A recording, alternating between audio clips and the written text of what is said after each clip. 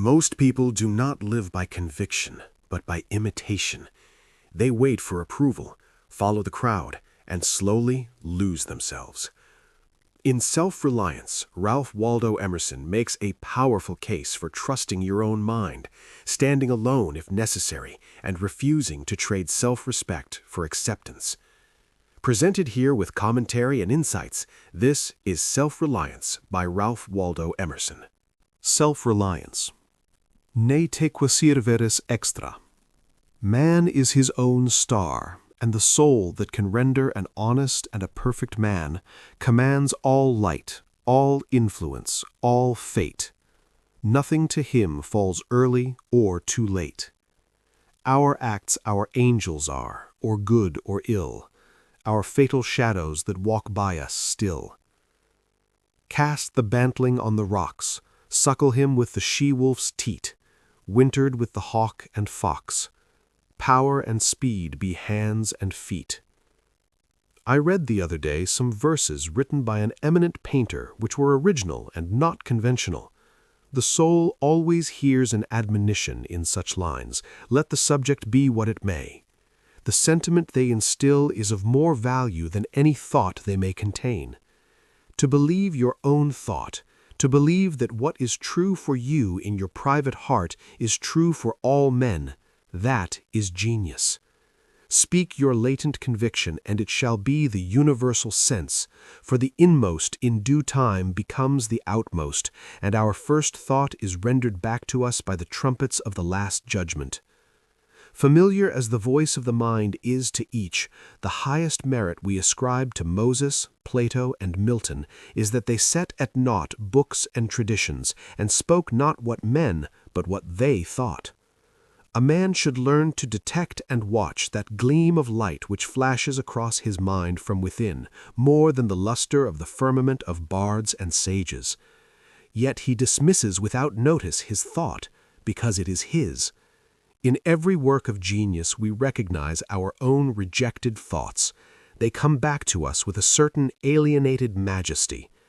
Great works of art have no more affecting lesson for us than this. They teach us to abide by our spontaneous impression with good-humored inflexibility than most when the whole cry of voices is on the other side. Else tomorrow a stranger will say with masterly good sense precisely what we have thought and felt all the time, and we shall be forced to take with shame our own opinion from another. There is a time in every man's education when he arrives at the conviction that envy is ignorance, that imitation is suicide, that he must take himself for better, for worse, as his portion, that though the wide universe is full of good, no kernel of nourishing corn can come to him but through his toil bestowed on that plot of ground which is given to him to till. The power which resides in him is new in nature, and none but he knows what that is which he can do, nor does he know until he is tried.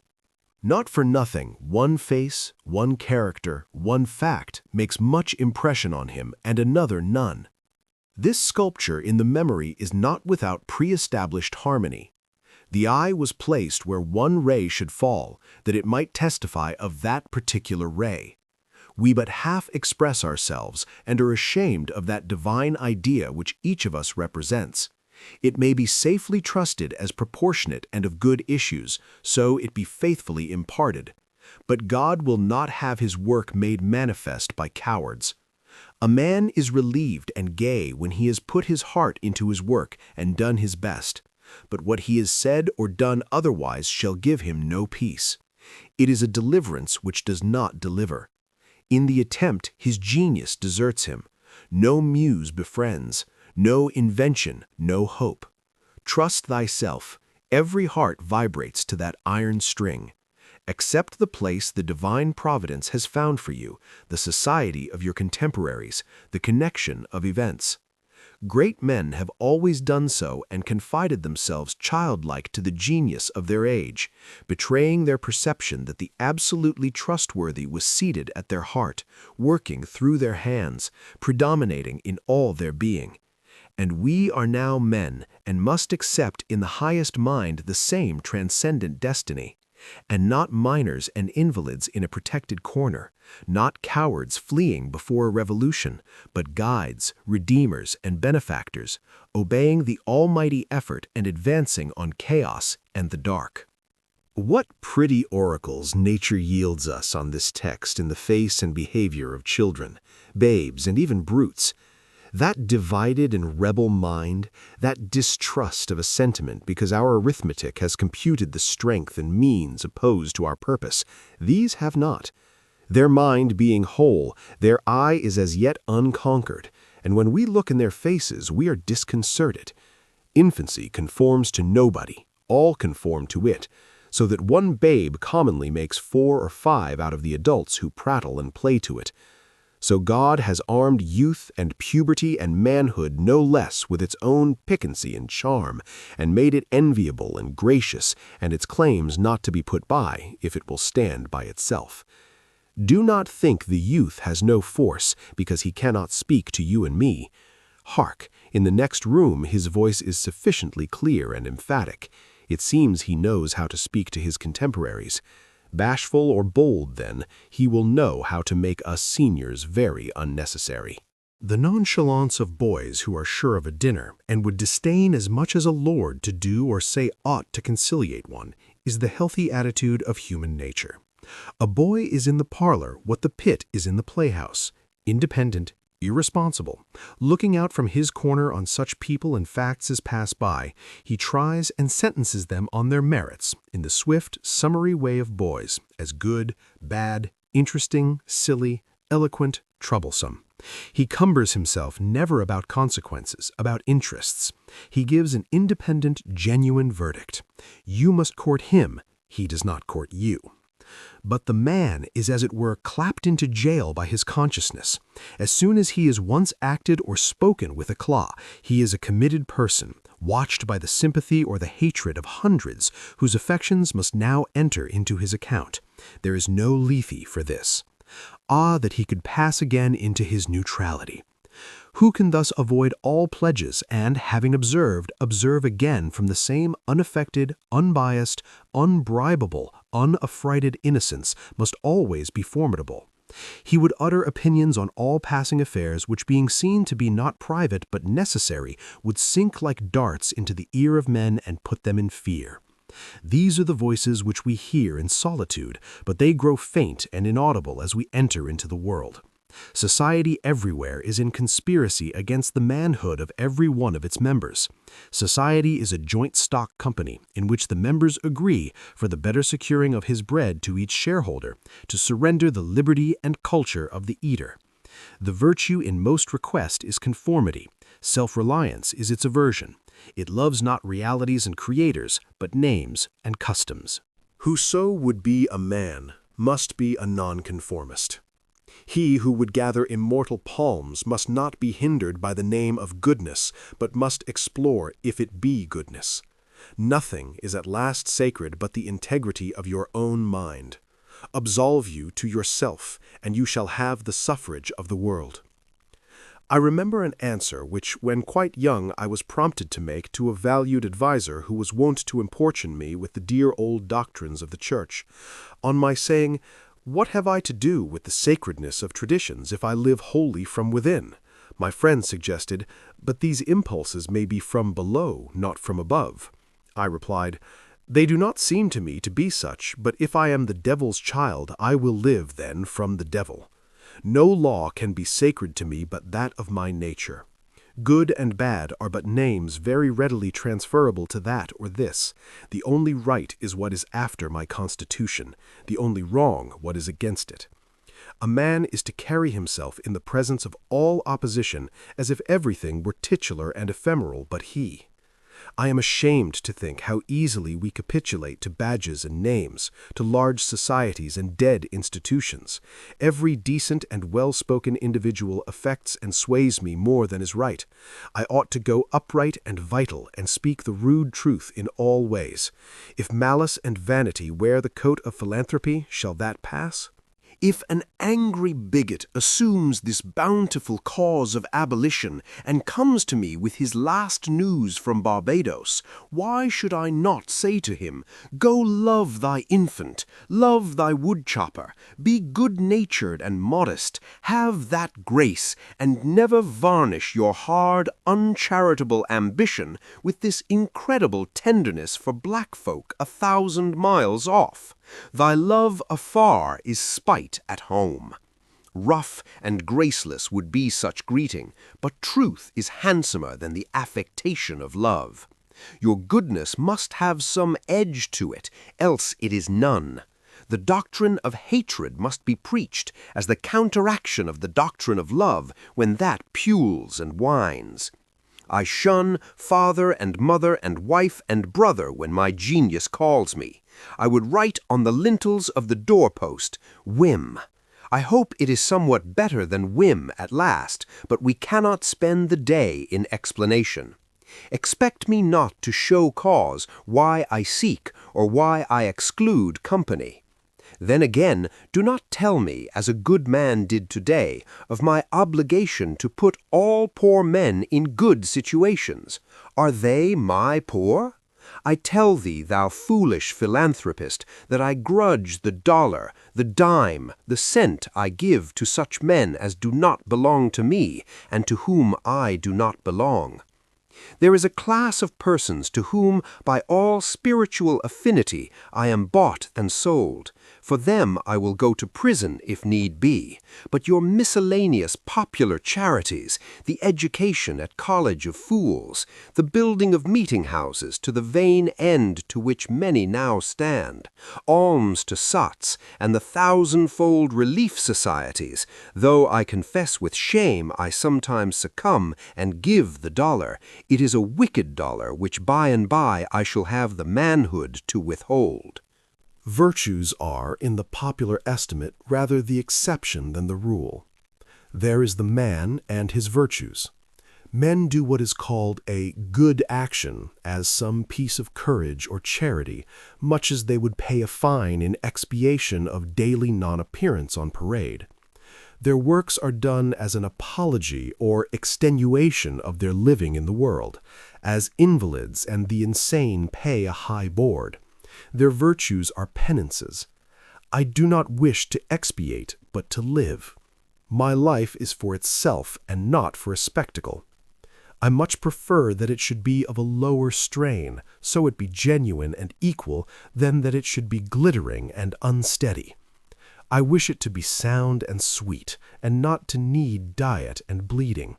I ask primary evidence that you are a man, and refuse this appeal from the man to his actions. I know that for myself it makes no difference whether I do or forbear those actions which are reckoned excellent.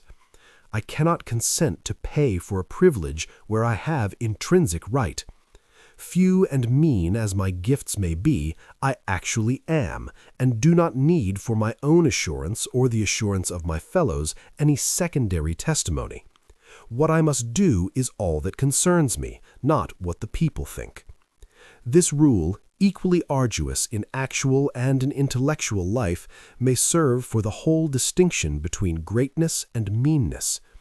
It is the harder because you will always find those who think they know what is your duty better than you know it. It is easy in the world to live after the world's opinion. It is easy in solitude to live after our own. But the great man is he who in the midst of the crowd keeps with perfect sweetness the independence of solitude. The objection to conforming to usages that have become dead to you is that it scatters your force. It loses your time and blurs the impression of your character.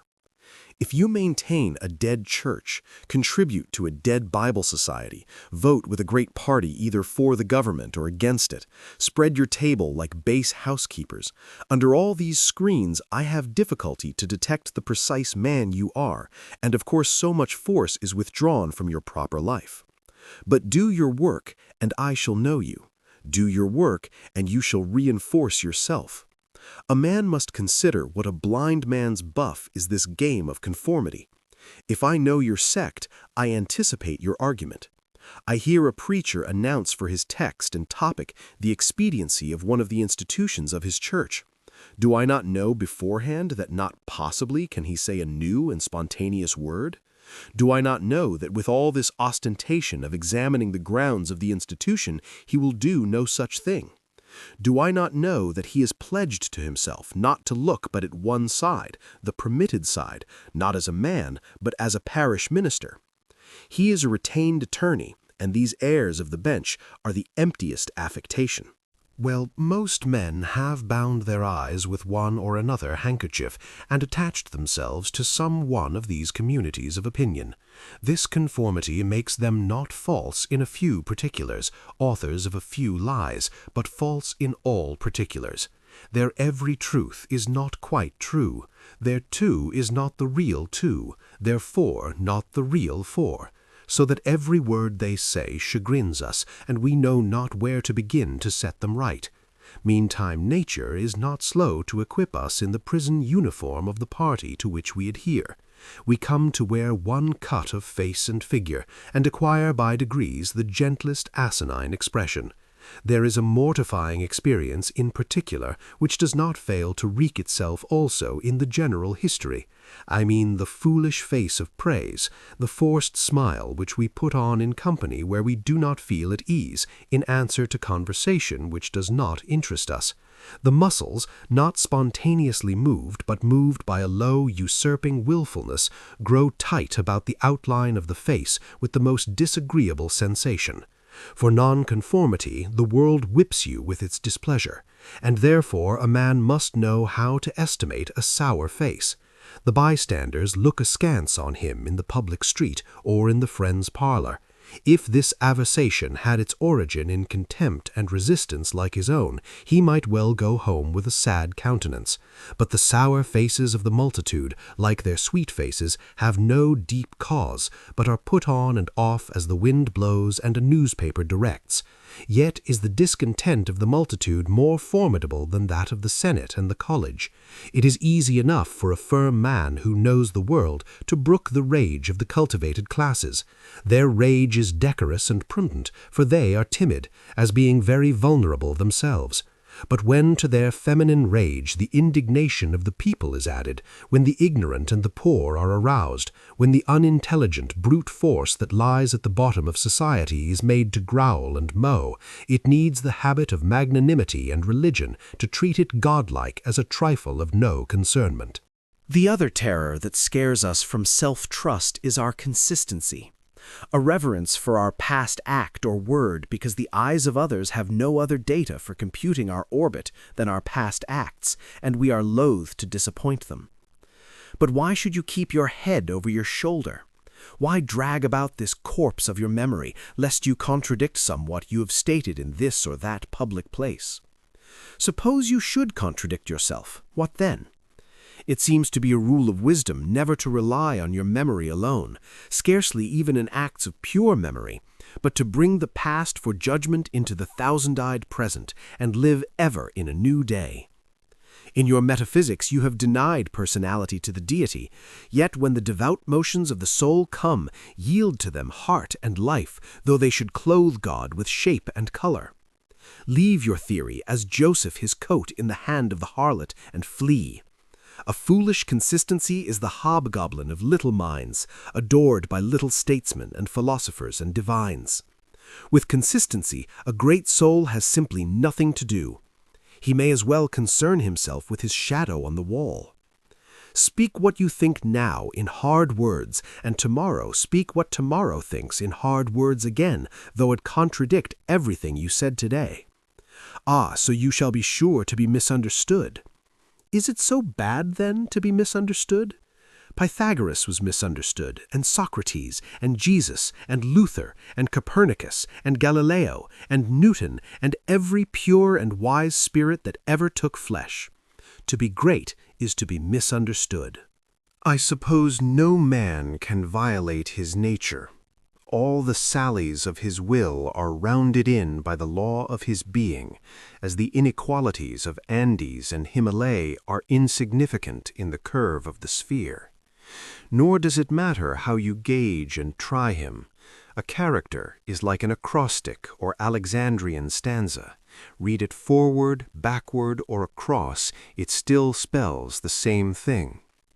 In this pleasing, contrite wood life which God allows me, let me record day by day my honest thought without prospect or retrospect, and I cannot doubt it will be found symmetrical, though I mean it not and see it not.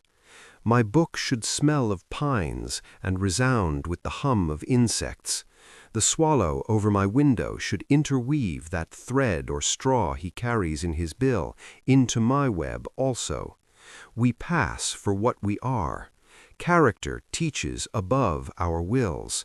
Men imagine that they communicate their virtue or vice only by overt actions, and do not see that virtue or vice emit a breath every moment. There will be an agreement in whatever variety of actions, so they be each honest and natural in their hour. For of one will the actions will be harmonious, however unlike they seem. These varieties are lost sight of at a little distance, at a little height of thought. One tendency unites them all. The voyage of the best ship is a zigzag line of 100 tacks. See the line from a sufficient distance, and it straightens itself to the average tendency. Your genuine action will explain itself, and will explain your other genuine actions. Your conformity explains nothing. Act singly, and what you have already done singly will justify you now. Greatness appeals to the future. If I can be firm enough today to do right and scorn eyes, I must have done so much right before as to defend me now. Be it how it will, do right now. Always scorn appearances, and you always may. The force of character is cumulative. All the foregone days of virtue work their health into this. What makes the majesty of the heroes of the Senate and the field, which so fills the imagination? The consciousness of a train of great days and victories behind. They shed an united light on the advancing actor. He is attended as by a visible escort of angels. That is it which throws thunder into Chatham's voice, and dignity into Washington's port, and America into Adams's eye. Honor is venerable to us because it is no ephemera. It is always ancient virtue.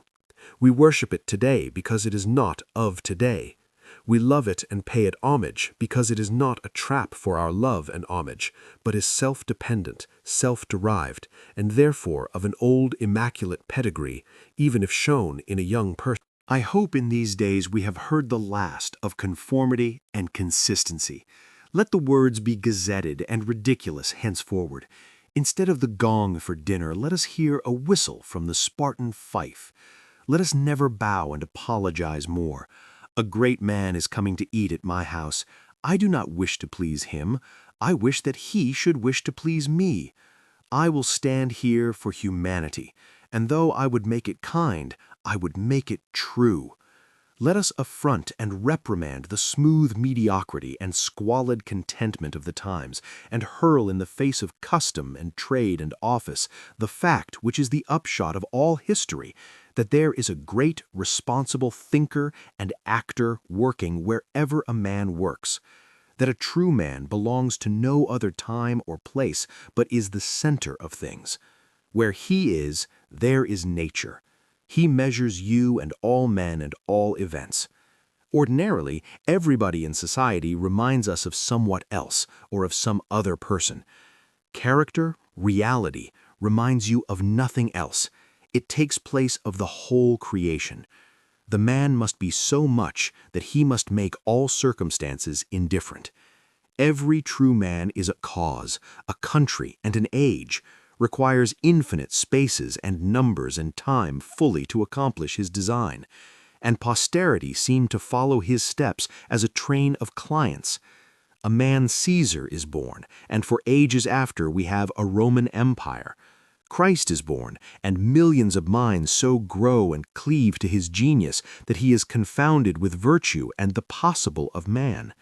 An institution is the lengthened shadow of one man, as monachism of the hermit Antony, the Reformation of Luther, Quakerism of Fox, Methodism of Wesley, abolition of Clarkson. Scipio, Milton called the height of Rome, and all history resolves itself very easily into the biography of a few stout and earnest persons. Let a man then know his worth and keep things under his feet. Let him not peep or steal or skulk up and down with the air of a charity boy, a bastard, or an interloper in the world which exists for him. But the man in the street, finding no worth in himself, which corresponds to the force which built a tower or sculptured a marble god, feels poor when he looks on these. To him a palace, a statue, or a costly book have an alien and forbidding air, much like a gay equipage, and seem to say like that, "Who were you, sir?" Yet they all are his, suitors for his notice, petitioners to his faculties, that they will come out and take possession. The picture waits for my verdict. It is not to command me, but I am to settle its claims to praise. That popular fable of the sot who was picked up dead drunk in the street, carried to the Duke's house, washed and dressed and laid in the Duke's bed, and on his waking, treated with all obsequious ceremony like the Duke, and assured that he had been insane, owes its popularity to the fact that it symbolizes so well the state of man, who is in the world a sort of sot, but now and then wakes up, exercises his reason, and finds himself a true prince. Our reading is mendicant and sycophantic. In history, our imagination plays us false. Kingdom and lordship, power and estate are a gaudier vocabulary than Private John and Edward in a small house and common day's work. But the things of life are the same to both. The sum total of both is the same. Why all this deference to Alfred and Skanderbeg and Gustavus? Suppose they were virtuous. Did they wear out virtue? As great a stake depends on your private act today as followed their public and renowned steps. When private men shall act with original views, the luster will be transferred from the actions of kings to those of gentlemen. The world has been instructed by its kings, who have so magnetized the eyes of nations. It has been taught by this colossal symbol the mutual reverence that is due from man to man, the joyful loyalty with which men have everywhere suffered the king, the noble, or the great proprietor to walk among them by a law of his own, make his own scale of men and things and reverse theirs, pay for benefits not with money but with honor, and represent the law in his person, was the hieroglyphic by which they obscurely signified their consciousness of their own right and comeliness, the right of every man. The magnetism which all original action exerts is explained when we inquire the reason of self-trust. Who is the trustee? What is the aboriginal self on which a universal reliance may be grounded? What is the nature and power of that science-baffling star, without parallax, without calculable elements, which shoots a ray of beauty even into trivial and impure actions, if the least mark of independence appear? The inquiry leads us to that source, at once the essence of genius, of virtue, and of life, which we call spontaneity or instinct. We denote this primary wisdom as intuition, whilst all later teachings are tuitions. In that deep force, the last fact behind which analysis cannot go, all things find their common origin. For the sense of being which in calm hours rises, we know not how, in the soul, is not diverse from things, from space, from light, from time, from man, but one with them, and proceeds obviously from the same source whence their life and being also proceed. Here is the fountain of action and of thought. Here are the lungs of that inspiration which giveth man wisdom, and which cannot be denied without impiety and atheism. We lie in the lap of immense intelligence, which makes us receivers of its truth and organs of its activity. When we discern justice, when we discern truth, we do nothing of ourselves, but allow a passage to its beams. If we ask whence this comes, if we seek to pry into the soul that causes, all philosophy is at fault. Its presence or its absence is all we can affirm. Every man discriminates between the voluntary acts of his mind and his involuntary perceptions, and knows that to his involuntary perceptions a perfect faith is due.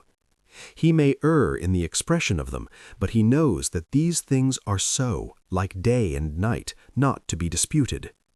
My willful actions and acquisitions are but roving. The idlest reverie, the faintest native emotion command my curiosity and respect. Thoughtless people contradict as readily the statement of perceptions as of opinions, or rather much more readily, for they do not distinguish between perception and notion. They fancy that I choose to see this or that thing. But perception is not whimsical, but fatal. If I see a trait, my children will see it after me, and in course of time all mankind, although it may chance that no one has seen it before me. For my perception of it is as much a fact as the sun. The relations of the soul to the divine spirit are so pure that it is profane to seek to interpose helps. It must be that when God speaketh, he should communicate not one thing, but all things, should fill the world with his voice, should scatter forth light, nature, time, souls from the center of the present thought, and new date and new create the whole. Whenever a mind is simple and receives a divine wisdom, old things pass away, means, teachers, texts, temples fall. It lives now and absorbs past and future into the present hour. All things are made sacred by relation to it, one as much as another. All things are dissolved to their center by their cause, and in the universal miracle petty and particular miracles disappear. If therefore a man claims to know and speak of God and carries you backward to the phraseology of some old mouldered nation in another country, in another world, believe him not. Is the acorn better than the oak, which is its fullness and completion? Is the parent better than the child into whom he has cast his ripened being? Whence then this worship of the past? The centuries are conspirators against the sanity and authority of the soul. Time and space are but physiological colors which the eye makes, but the soul is light. Where it is day, where it was is night, and history is an impertinence and an injury if it be anything more than a cheerful apologue or parable of my being and becoming. Man is timid and apologetic. He is no longer upright. He dares not say, I think, I am, but quotes some saint or sage. He is ashamed before the blade of grass or the blowing rose. These roses under my window make no reference to former roses or to better ones. They are for what they are. They exist with God today. There is no time to them. There is simply the rose. It is perfect in every moment of its existence. Before a leaf bud has burst, its whole life acts. In the full-blown flower there is no more. In the leafless root there is no less. Its nature is satisfied, and it satisfies nature in all moments alike. But man postpones or remembers. He does not live in the present, but with reverted eye laments the past, or heedless of the riches that surround him, stands on tiptoe to foresee the future.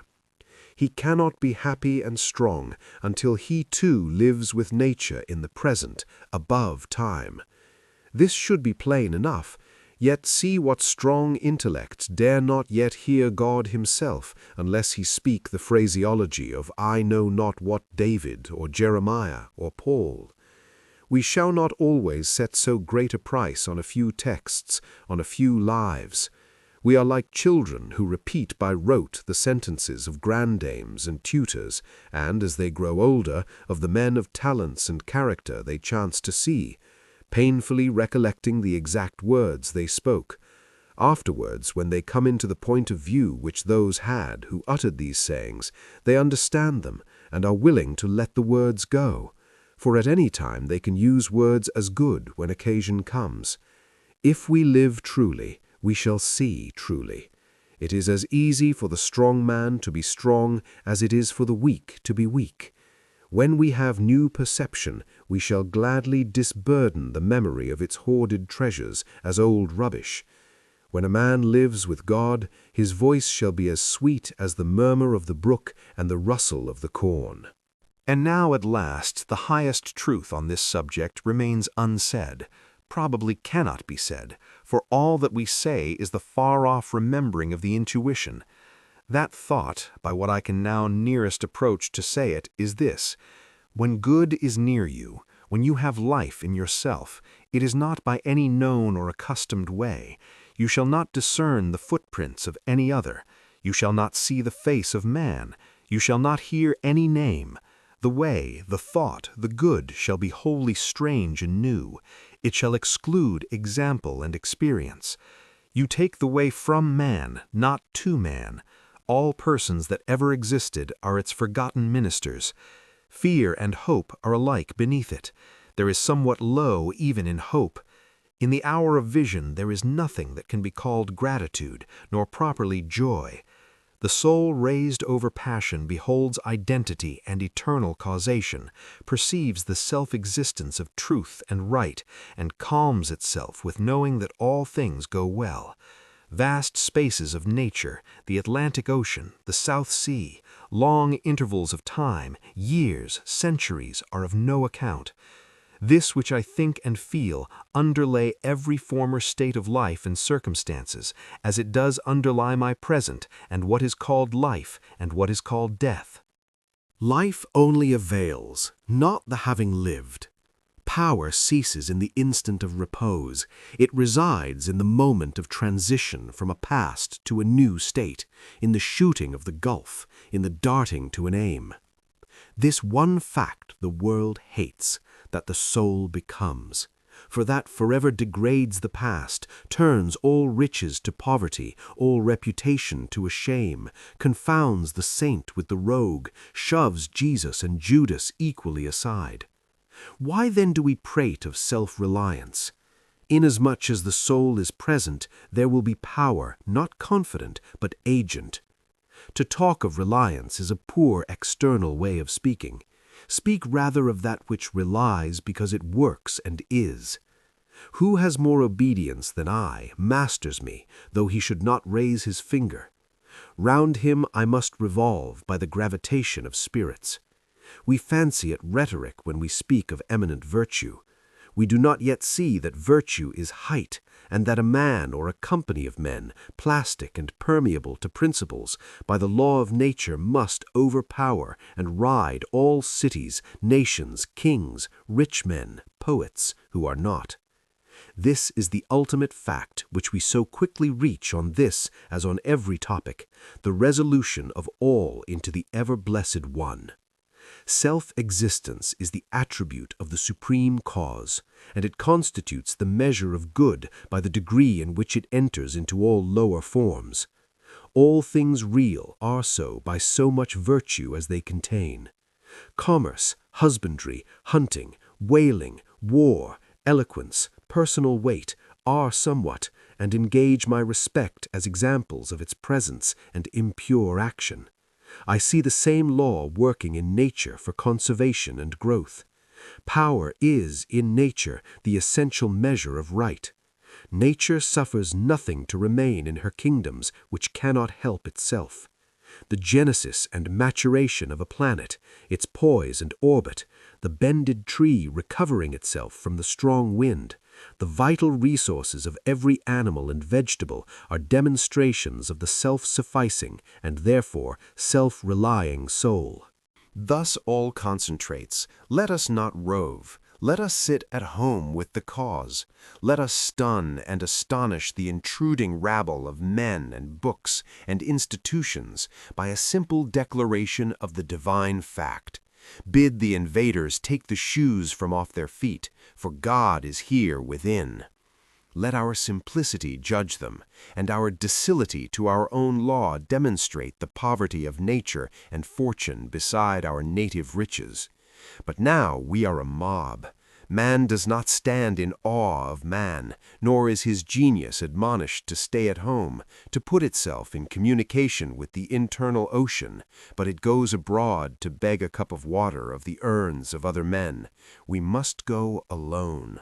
I like the silent church before the service begins better than any preaching. How far off, how cool, how chaste the persons look, begirt each one with a precinct or sanctuary. So let us always sit. Why should we assume the faults of our friend or wife or father or child because they sit around our hearth or are said to have the same blood? All men have my blood, and I have all men's. Not for that will I adopt their petulance or folly, even to the extent of being shamed of it. But your isolation must not be mechanical, but spiritual, that is, must be elevation. At times the whole world seems to be in conspiracy to importune you with emphatic trifles. Friend, client, child, sickness, fear, want, charity, all knock at once at thy closet door and say, "Come out unto us." But keep thy state, come not into their confusion. The power men possess to annoy me I give them by a weak curiosity. No man can come near me but through my act.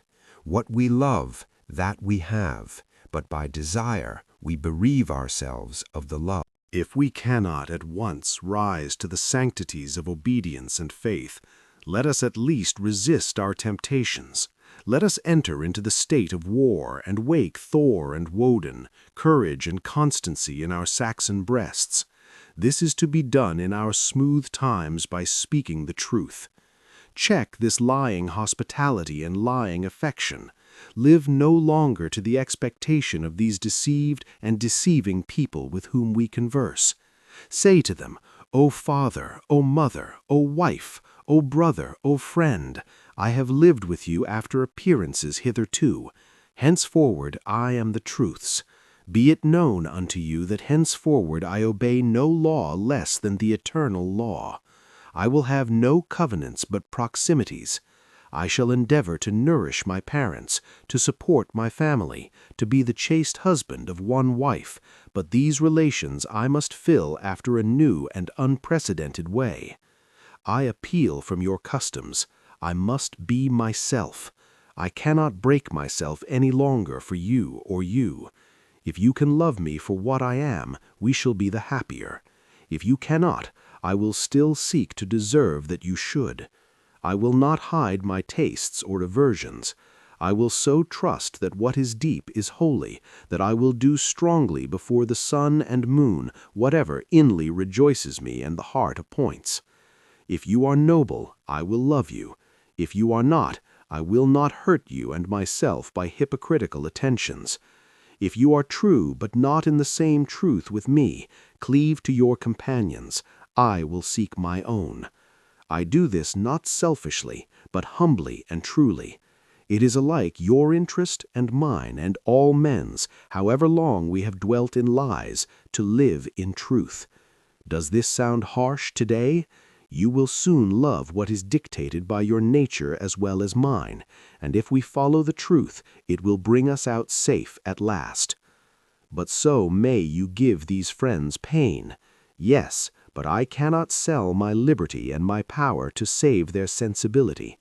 Besides, all persons have their moments of reason when they look out into the region of absolute truth. Then will they justify me and do the same thing. The populace think that your rejection of popular standards is a rejection of all standard and mere antinomianism, and the bold sensualist will use the name of philosophy to gild his crimes. But the law of consciousness abides. There are two confessionals, in one or the other of which we must be shriven. You may fulfill your round of duties by clearing yourself in the direct or in the reflex way. Consider whether you have satisfied your relations to father, mother, cousin, neighbor, town, cat, and dog, whether any of these can upbraid you. But I may also neglect this reflex standard and absolve me to myself. I have my own stern claims and perfect circle. It denies the name of duty to many offices that are called duties. But if I can discharge its debts, it enables me to dispense with the popular code. If anyone imagines that this law is lax, let him keep its commandment one day. And truly, it demands something godlike in him who has cast off the common motives of humanity and has ventured to trust himself for a taskmaster. High be his heart, faithful his will, clear his sight. that he may in good earnest be doctrine, society, law to himself, that a simple purpose may be to him as strong as iron necessity is to others. If any man consider the present aspects of what is called by distinction society, he will see the need of these ethics. The sinew and heart of man seem to be drawn out, and we are become timorous, desponding whimperers. We are afraid of truth, afraid of fortune, afraid of death, and afraid of each other. Our age yields no great and perfect persons. We want men and women who shall renovate life and our social state, but we see that most natures are insolvent, cannot satisfy their own wants, have an ambition out of all proportion to their practical force, and do lean and beg day and night continually. Our housekeeping is mendicant. Our arts, our occupations, our marriages, our religion we have not chosen, but society has chosen for us. We are parlor soldiers. We shun the rugged battle of fate where strength is born. If our young men miscarry in their first enterprises, they lose all heart. If the young merchant fails, men say he is ruined. If the finest genius studies at one of our colleges and is not installed in an office within 1 year afterwards in the cities or suburbs of Boston or New York, it seems to his friends and to himself that he is right in being disheartened and in complaining the rest of his life.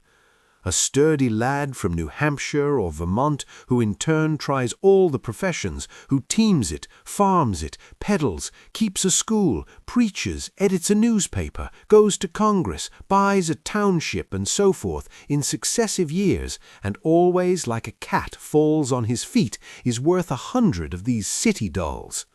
He walks abreast with his days and feels no shame in not studying a profession, for he does not postpone his life, but lives already. He has not 1 chance, but 100 chances.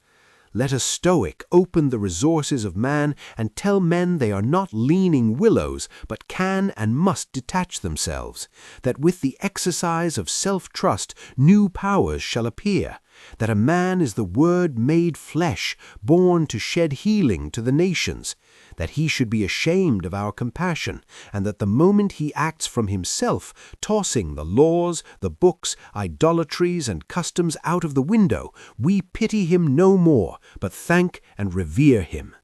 And that teacher shall restore the life of man to splendor, and make his name dear to all history.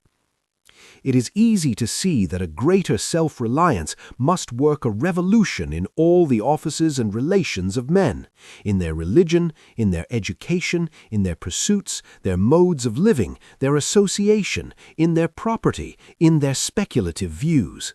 In what prayers do men allow themselves? That which they call a holy office is not so much as brave and manly. Prayer looks abroad and asks for some foreign addition to come through some foreign virtue, and loses itself in endless mazes of natural and supernatural and mediatorial and miraculous. Prayer that craves a particular commodity, anything less than all good, is vicious. Prayer is the contemplation of the facts of life from the highest point of view. It is the soliloquy of a beholding and jubilant soul. It is the Spirit of God pronouncing His works good. But prayer as a means to effect a private end is meanness and theft.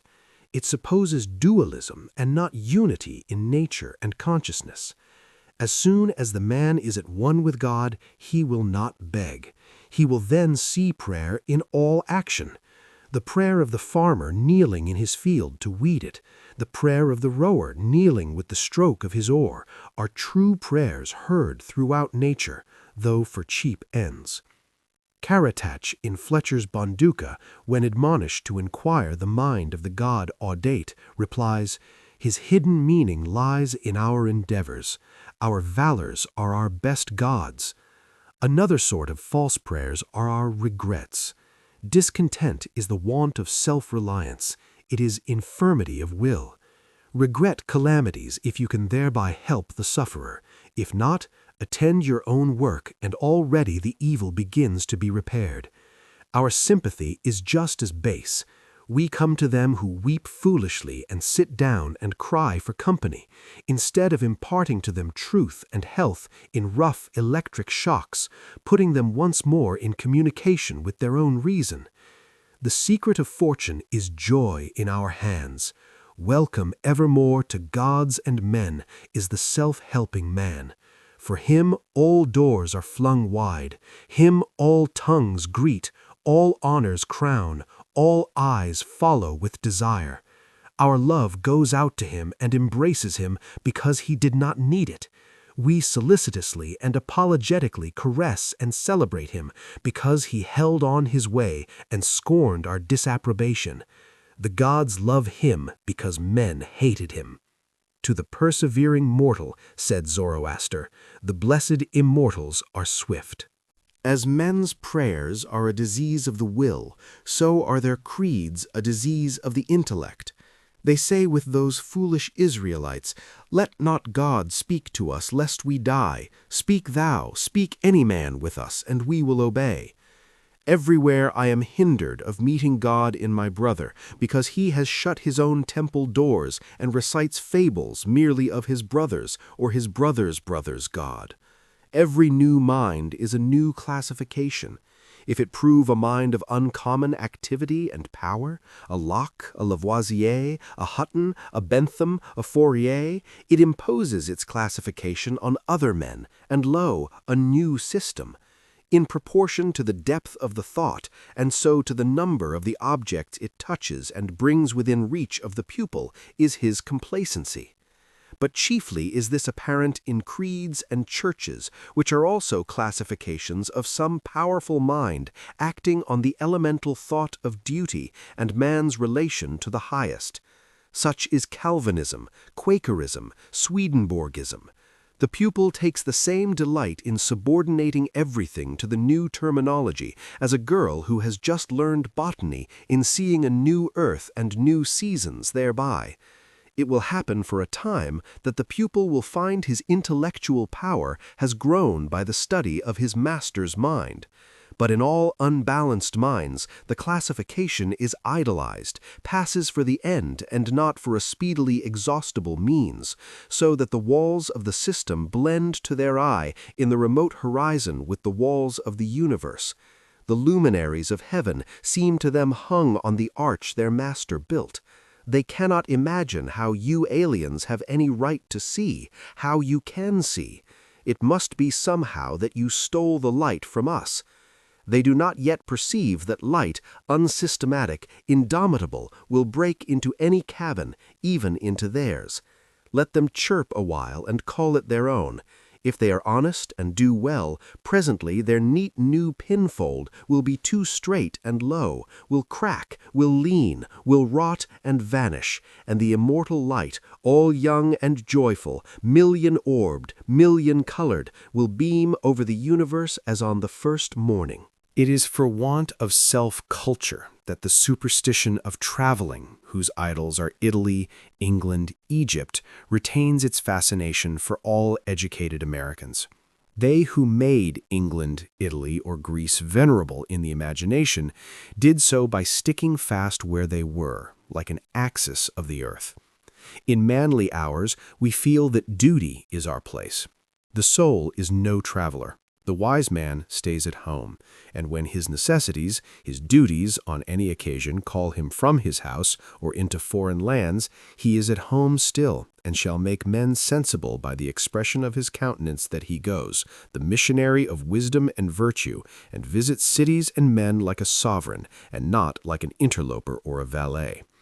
I have no churlish objection to the circumnavigation of the globe for the purposes of art, of study, and benevolence, so that the man is first domesticated, or does not go abroad with the hope of finding somewhat greater than he knows. He who travels to be amused, or to get somewhat which he does not carry, travels away from himself, and grows old even in youth among old things. In Thebes, in Palmyra, his will and mind have become old and dilapidated as they. He carries ruins to ruins. Traveling is a fool's paradise. Our first journeys discover to us the indifference of places. At home, I dream that at Naples, at Rome, I can be intoxicated with beauty and lose my sadness. I pack my trunk, embrace my friends, embark on the sea, and at last wake up in Naples, and there beside me is the stern fact, the sad self, unrelenting, identical, that I fled from. I seek the Vatican and the palaces. I affect to be intoxicated with sights and suggestions, but I am not intoxicated. My giant goes with me wherever I go. But the rage of traveling is a symptom of a deeper unsoundness affecting the whole intellectual action. The intellect is vagabond, and our system of education fosters restlessness. Our minds travel when our bodies are forced to stay at home.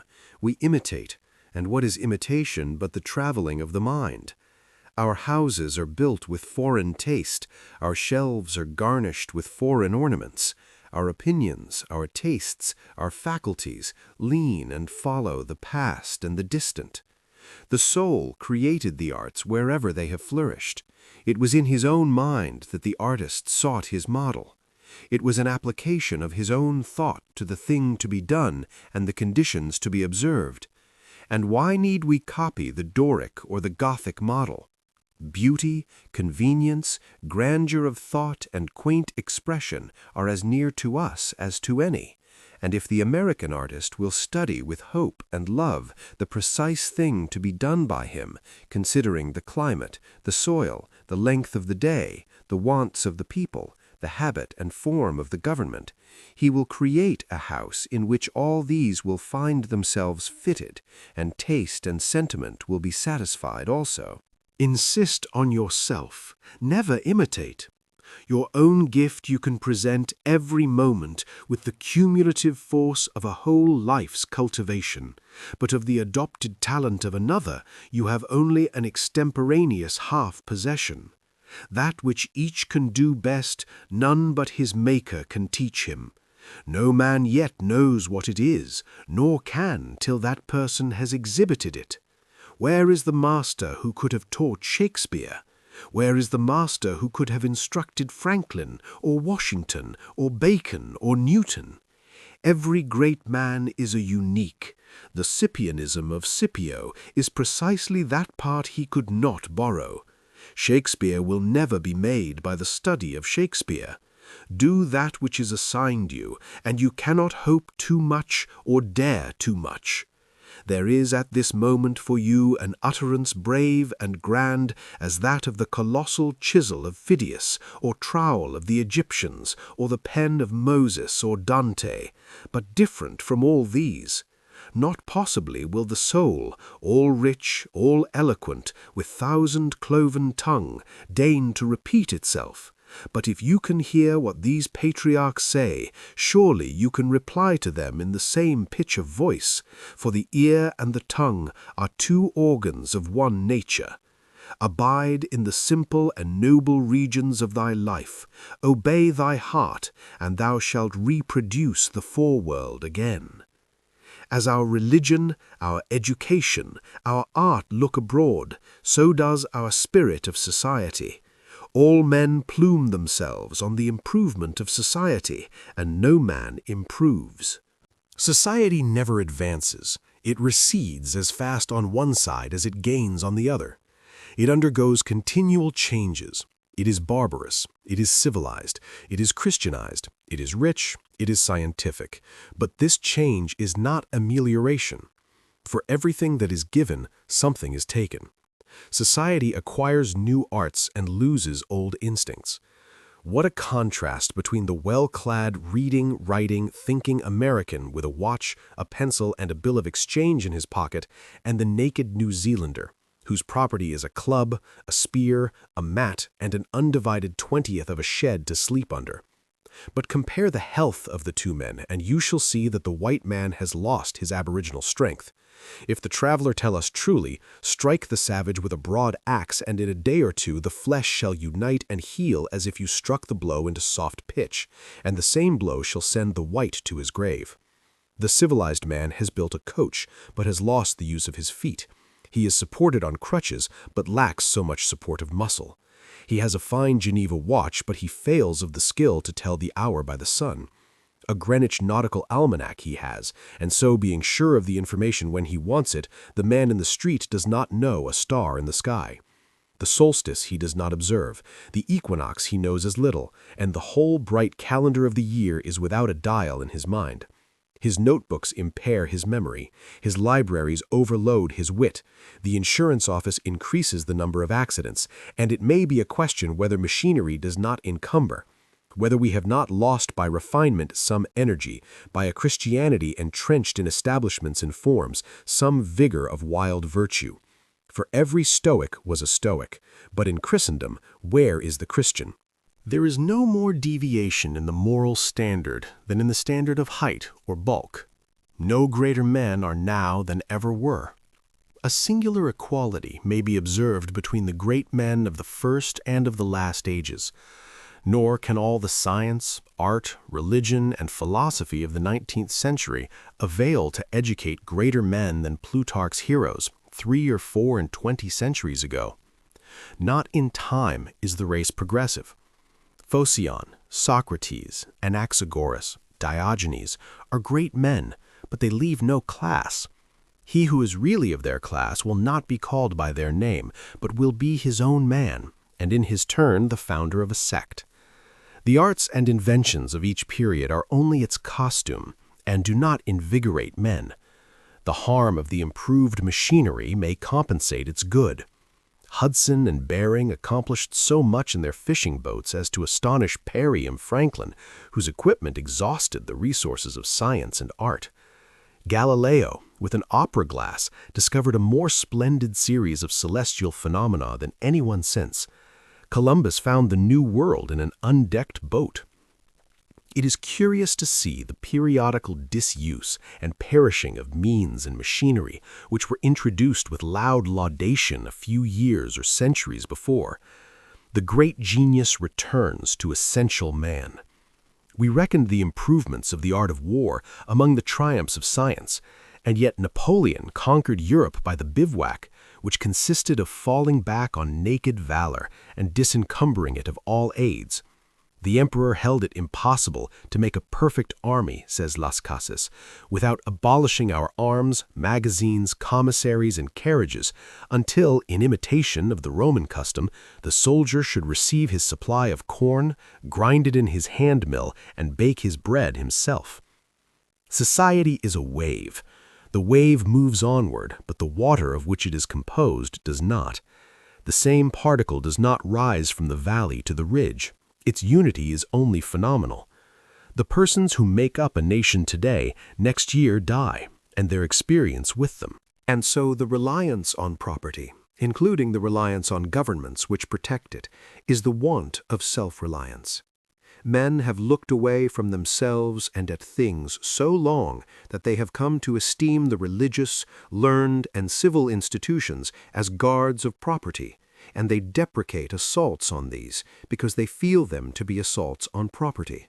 They measure their esteem of each other by what each has, and not by what each is. But a cultivated man becomes ashamed of his property out of new respect for his nature. Especially, he hates what he has if he see that it is accidental, came to him by inheritance or gift or crime. Then he feels that it is not having. It does not belong to him, has no root in him, and merely lies there because no revolution or no robber takes it away. But that which a man is does always by necessity acquire, and what the man acquires is living property, which does not wait the beck of rulers or mobs or revolutions or fire or storm or bankruptcies, but perpetually renews itself wherever the man breathes. Thy lot or portion of life, said the Caliph Ali, is seeking after thee, therefore be at rest from seeking after it. Our dependence on these foreign goods leads us to our slavish respect for numbers.